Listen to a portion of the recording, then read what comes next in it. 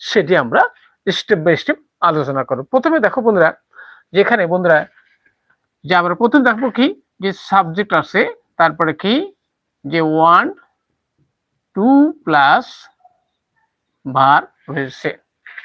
যেমন আমি ইংরেজি শিখতে চাই, তাহলে আমি চাই, তাহলে সেখানে কি, I want, I want to learn, I want to learn, তাহলে আমি শিখতে চাই, তাহলে ওয়ান্ট টু লার্ন। এখানে কিন্তু আমাদের সাবজেক্ট লাগবে, একটা সেন্টেন্স তৈরি করতে গেলে আমাদের সাবজেক্ট লাগে, অর্থাৎ একটা ক্রিয়া যার দ্বারা সম্পন্ন হবে সেই ব্যক্তি হলো ওই সেন্টেন্সের সাবজেক্ট। তাহলে আমি চাই, তাহলে I want to learn English. তুমি চাও, you want to learn English. আমি যেতে চাই, আই ওয়ান্ট টু গো। তাহলে কি আই ওয়ান্ট টু গো আমি বলতে পারি না, যে আই ওয়ান্ট টু গো। আমি যেতে চাই, আমরা যেতে চাই, তুমি যেতে চাও, আমাদের প্রত্যেকে কিন্তু যেতে চাই। তাহলে চাওয়ার ইংরেজি হচ্ছে কি, ওয়ান্ট মানে চাওয়া।